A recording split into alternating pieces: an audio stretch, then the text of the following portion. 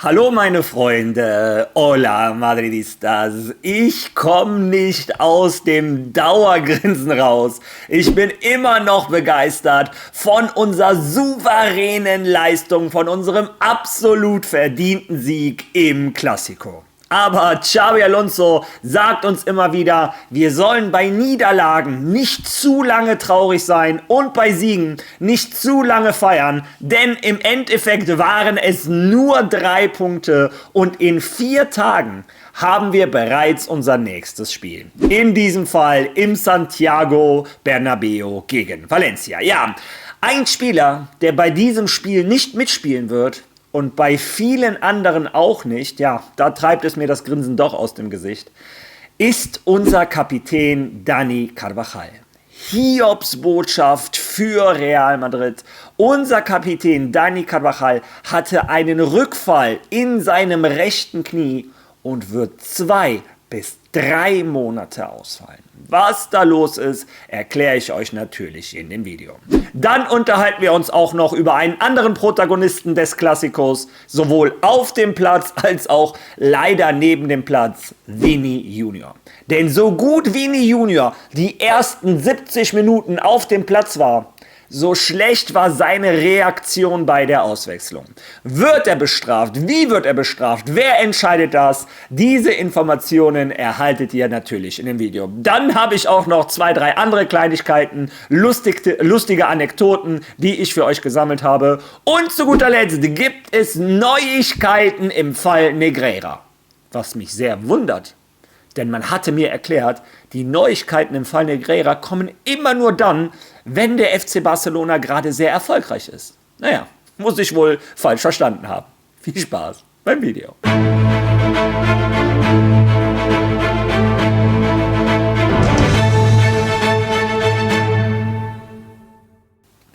Ja, es ist immer wieder erstaunlich, naja, eigentlich nicht, eigentlich wissen wir Madridistas ja, wie die spanische Medienwelt funktioniert. Aber in den letzten 24 Stunden hat man sich in Spanien quasi über nichts anderes unterhalten als darüber, dass Dani Carvajal eine Gefahr für die Nationalmannschaft wäre. Für die WM im Sommer, die im Juni durchgeht. Denn er als Kapitän der spanischen Nationalmannschaft hätte einen Lamine Yamal nicht provozieren dürfen. Ja, was dann auf der Seele von Real Madrid wie Balsam ist, oder auch auf meiner persönlichen, ist, dass neue Videos erschienen sind. Und ich lasse es mal parallel laufen. Und ihr werdet sehen, wie ein Dani Carvajal ganz nett auf Lamine Yamal geht, ihm die Hand gibt, ihn so ein bisschen auf den Bauch haut. Und dann kommt es zu einem Wortaustausch. Carvajal sagt ihm wahrscheinlich, so wie ich es mir vorstelle, hör mal, das nächste Mal überlegst du dir, bevor du was sagst. Ja. Und dann ist es nämlich Lamine Yamal, der aus einer Mücke direkt einen Elefanten macht und zum Kapitän der spanischen Nationalmannschaft, zu seinem Kapitän sagt, komm, wir gehen uns schlagen. Und in welchem Film ist überhaupt Lamine Yamal? Lamine Yamal, pass auf, Dani Carvajal, wenn ihr euch prügelt, der schlägt dir eine neue Postleitzahl, mein Freund. Naja, wie dem auch sei, aber Lamine Yamal, der sagt auch noch zu einem Thibaut Courtois, lass uns schlagen gehen. Lamine Yamal wiegt 72 Kilo, Courtois wiegt fast 100 Kilo. Oder er sagt auch noch zu einem Vini, lass uns schlagen gehen. Aber in Spanien, Gott sei Dank sind diese Videos aufgetaucht, wo man sieht, dass Dani Carvajal eigentlich ihm die Hand gibt, dahin geht und Lamine Yamal, nach irgendwas wird Dani Carvajal gesagt haben, also ein Unschuldslamm ist er nicht, aber Lamine Yamal ist derjenige, der die Situation eskaliert und direkt sagt, komm. Naja, sieht man, welche Erziehung dieser Junge genossen hat. Aber egal, davon, das wollte ich euch nur zeigen, wie die Medienwelt in Spanien funktioniert. Kommen wir jetzt zu den schlechten Nachrichten. Dani Carvajal hatte einen Rückfall im rechten Knie. Die Kollegen von Real Total haben das für uns perfekt übersetzt. Lockerer Gelenkkörper im Kreuzbandrissknie. Carvajal circa 2 bis 3 Monate raus. Und das wird Real Madrid wehtun. Ich meine, theoretisch haben wir auf der Bank Spieler, die ihn ersetzen können. Fede Valverde spielt einen überragenden rechten Verteidiger. Wir haben einen gewissen Trent Alexander-Arnold. Aber diesen Charakter, den wird Real Madrid vermissen. diesen Leader-Typen, den du in der Kabine hast. Und das wird natürlich auch mental ein Riesenrückschlag sein für Dani Carvajal. Es liegt in der Natur der Sache. Wir erzählen das immer wieder. Wenn jemand lange ausgefallen ist, kommen in der Regel immer wieder diese Folgeverletzungen. In diesem Fall habt ihr es gelesen, 2 bis 3 Monate ohne unseren Kapitän Dani Carvajal. Ich kann ihm nur gute Besserung wünschen, denn diesen Krächtenverteidiger, diesen Dani Carvajal, diesen Terrier brauchen wir auf dem Platz. Ja, und bevor ich jetzt mit dem nächsten Thema anfange, habe ich für euch eine wunderschöne Szene. Und zwar, was ihr hier seht, ist die Mutter von Jude Bellingham nach dem 2:1 Treffer für Real Madrid, der im Endeffekt der Siegtreffer war. Und die Dame, die die Mutter von Bellingham umarmen kommt, ist die Mutter von Endrick. Also diese Frau, die wahrscheinlich sehr enttäuscht sein könnte mit der Situation ihres Sohnes bei Real Madrid, diesem Riesentalent, der keine Minuten bei Madrid kriegt, und die könnte eifersüchtig sein auf die anderen Mütter oder was weiß ich, um seinen Sohn zu beschützen, man weiß, wie man als Eltern ist, aber dass die in dem Moment dahin geht, die Mutter von Bellingham umarmt, fand ich so wunderschön, dass ich dachte, ich teile das mit euch. Ja, und kommen wir jetzt zum nächsten Thema. Und zwar ist Real Madrid TV extrem sauer auf die Schiedsrichterleistung vom Clasico. Nicht so sehr auf Soto Grado, auf den Schiedsrichter, naja, der hat auch sein Fett abbekommen wegen 2, 3 Aktionen, aber insbesondere auf den VAR-Schiedsrichter. Real Madrid vertraut nicht darauf, dass ein Kylian Mbappé im Abseits stand. Die sagen, es ist nicht normal, das um eine Wiederholung zu sehen. Die hat, glaube ich, fast 3 Minuten gedauert, bis man dieses Bild gesehen hat, in dem Kylian Mbappé angeblich eine Haaresbreite im Abseits war. Und es gibt mal wieder keine Perspektive, in der der Ball und Kylian Mbappé gleichzeitig zu sehen sind, wo man sieht, welchen Frame haben sie genommen. Und Real Madrid sagt, das kann ja nicht wahr sein. In Santiago Bernabéu gibt es, keine Ahnung, 100 Kameras, mehr wahrscheinlich. Und es gibt kein einziges Bild, wo man sieht, wann genau der Ball gespielt wird, um zu wissen, wann man die Linie zieht. Naja, Real Madrid TV glaubt daran nicht. Und was Real Madrid auch extrem stört, und das meine ich nämlich, wenn wir schon mal beim Thema Perspektive sind, wir wissen alle, wer die Bilder für die Schiedsrichter im VAR-Raum liefert, nämlich MediaPro. Wir wissen, der Chef von MediaPro ist ein absoluter Barca-Fan und ist sogar im Vorstand einer der Tochtergesellschaften von Barca Studios. Also der ist komplett involviert im FC Barcelona und der liefert die Bilder an die Schiedsrichter. Und wer gesehen hat, welches Bild, ihm wurde nicht diese Perspektive gezeigt, die ich euch gestern im Video gezeigt habe. Nein, die ganze Zeit nur die Perspektive von hinten. Und das sehe nicht nur ich so, ich bin Madrid-Fan, wie gesagt, jeder wird mir vorwerfen, ich habe eine Madrid-Brille an. Hören wir uns mal an, wie in England über diese Szene berichtet.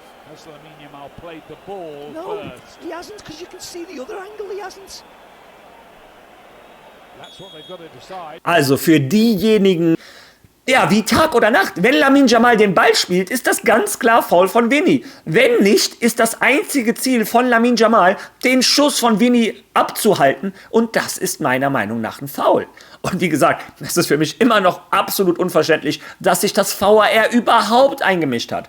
Geht mit dieser Szene durch die Stadt und zeigt diese Szene 100 neutralen Fußballfans. Und es wird mindestens 20 oder 30 geben von mir aus, ich sag sogar 50, die sagen, das ist Elfer.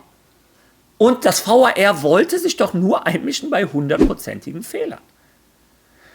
Naja, wie dem auch sei, so wichtig ist Perspektive und so hat man in England darauf reagiert. Irgendwann, die Schiedsrichter bewegen sich meiner Meinung nach langsam in die richtige Richtung. Jetzt muss Madrid dranbleiben, bis irgendwann auch dieses VAR-System endlich bereinigt wird. Ja, wer ist dafür meiner Meinung nach oder bei der Meinung von Real Madrid immer noch hauptverantwortlich? Natürlich Enriques Negreira. Die Schiedsrichter, den Fall habe ich euch schon oft genug erklärt, die er nach oben gepusht hat, sind heute immer noch auf den Rasen in den VAR-Räumen. Er selber hat dem FC Barcelona ja auch gesagt, ich kann euch mit dem VAR helfen. Naja, vielleicht hat das damit zu tun. Aber ich rede jetzt nicht deshalb über Enrique Negreira. Ich rede darüber, weil es eine Neuigkeit gibt. Lesen wir uns die zusammen einmal durch. Ein Gericht in Barcelona hat den FC Barcelona angewiesen, die Verträge von Enrique Negreira freizugeben. Der Richter verlangt jegliches Material, das seine fast 2 Jahrzehnte während der Abrechnungen mit dem Barcelona-Club stützen könnte. Das Erstinstanzgericht in Barcelona hat den FC Barcelona aufgefordert, die Originalverträge mit dem ehemaligen Nummer 2 der Schiedsrichter José María Enríquez Negreira sowie sämtliches Material vorzulegen, das seine Rechnungsstellung an den Verein über fast 2 Jahrzehnte hinweg belegen könnte. Bislang ist kein Vertrag mit Negreira aufgetaucht, der mehr als 8 Millionen Euro in Rechnung stellte. Laut El Mundo sind die Verträge auch nicht in den Archiven des katalanischen Unternehmens aufgeführt. Auch ein Bericht über die angeblichen mündlichen Beratungsleistungen, die er erbracht hat, ist bislang nicht verfügbar. Der Richter hat außerdem den Rechtsvertreter vom Barça zur Aussage vorgeladen. Die Aussagen der ehemaligen Barça-Trainer Luis Enrique und Ernesto Valverde sowie des aktuellen Präsidenten Joan Laporta warten noch auf den 25. November. Ja, übrigens, Quelle für das Ganze ist El Mundo, einer der renommiertesten Zeitungen in Spanien. Und es ist auch passend, dass El Mundo vor fast 2 Jahren inzwischen eine interne E-Mail in Barcelona abgefangen hat, wo der Verwaltungschef des FC Barcelonas eine interne E-Mail geschrieben hat und in der stand drin, übrigens, zum Fall Negreira bestehen keine Verträge. Sollen wir das aktiv angehen oder sollen wir uns auf dumm stellen? Ja, also, es gibt keine Verträge. Die Richterin, in diesem Fall ist es nicht der Richter, die Richterin ist noch sehr, sehr gutgläubig und möchte dem FC Barcelona eine faire Chance geben. So muss auch ein Gericht funktionieren, versteht mich da nicht falsch. Die sagt, wenn ihr sagt, ihr habt ja Berichte bekommen von ihm oder Schiedsrichterbewertungen, dann zeigt mir doch bitte die Verträge, zeigt mir diese Schiedsrichterbewertungen. Ja, und ein Luis Enrique und ein Ernesto Valverde hatten beide schon mal vor Kameras gesagt, die haben so einen Bericht nie gesehen. Deshalb sind ihre Aussagen auch wichtig. Ja, und der Verwaltungschef hat schon gesagt, es gibt keinerlei Verträge. Ja, nö, es ist ganz normal. Der FC Barcelona hat einen ganz normalen Schiedsrichterdienst angenommen vom aktiven Vizepräsidenten der Schiedsrichter, der aktiv entscheidet, welche Schiedsrichter Karriere machen und welche nicht. Und das Ganze haben sie zufälligerweise nicht über ihr Vereinskonto bezahlt, obwohl es offiziell war. Es gab zufälligerweise 7 Scheinfirmen, über die Gelder geflossen sind. Und es gab zufälligerweise natürlich keinen Vertrag, der schriftlich vorgezeigt werden kann. Und zufälligerweise gibt es auch keine Schiedsrichterberichte. Nee, das hört sich alles sehr normal an. Ja, bin ich gespannt, was ein Joan Laporta am 25. November sagen wird. Der wird sich wahrscheinlich um Kopf und Kragen reden. Ja, bin ich gespannt. Ja, wie dem auch sei, das ist die Aktualität im Fall Negreira. Finde ich halt nur sehr amüsant, weil uns in Spanien ja immer verkauft wurde, dieser Fall Negreira ist eigentlich tot. Der wird nur am Leben gehalten, weil der FC Barcelona gerade so gut Fußball spielt. Ja, sieht man ja. In der Zeit hat Madrid übrigens eine Champions League und schon eine Liga gewonnen und was auch immer. Naja, wie dem auch sei, ist natürlich absoluter Quatsch. Da gehen auch nochmal Grüße raus an Visca Barça, der in seinem Vlog, den Millionen Menschen schauen, gesagt hat, der Fall ist begraben, Barcelona ist freigesprochen worden. Ja, ich werde mich immer darüber aufregen. Ja, eine Sache, über die ich mich auch aufgeregt habe, und damit beende ich das Video, das ist schon wieder wesentlich länger, als ich gedacht habe, ist der Fall Vini Junior. Wir alle haben gesehen, er hat auf dem Platz den Unterschied gemacht. Er war ein überragender Spieler, über 70 Minuten, hat sich aber bei seiner Auswechslung komplett daneben benommen. Und ich habe in meinem Live-Watch-Along und auch gestern im Video gesagt, das geht nicht. Das gehört sich nicht vor den Kameras, vor allem nicht im Klassiko, den, keine Ahnung, 1 Milliarde Menschen auf der Welt sehen, dass du dich so benimmst. Das bringt Unruhe in die Kabine. Ja, und auch die Zeitungen, könnt ihr euch vorstellen, Chiringuito etc. berichten darüber, dass ein Vini Junior Real Madrid verlassen möchte, dass es keinen Sinn macht, dass er zu viel Unruhe in die Kabine bringt etc. Und dass er natürlich dramatisch bestraft gehört. Ja.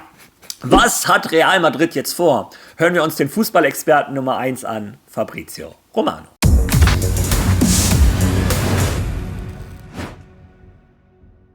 Ereignis der vergangenen Woche hat Real Madrid im Bernabéu Barcelona besiegt. Für Real Madrid herzlichen Glückwunsch an Xabi Alonso zum Gewinn seines ersten Liga-Clásicos. Eine großartige Gelegenheit für Xabi. Ein großer Moment für Real Madrid. Aber ich habe auch viele Fragen zu Vinícius Junior. Wie es dazu kam, dass Vini, abgesehen von einer hervorragenden Leistung für 72 bis 73 Minuten von Vinícius Junior.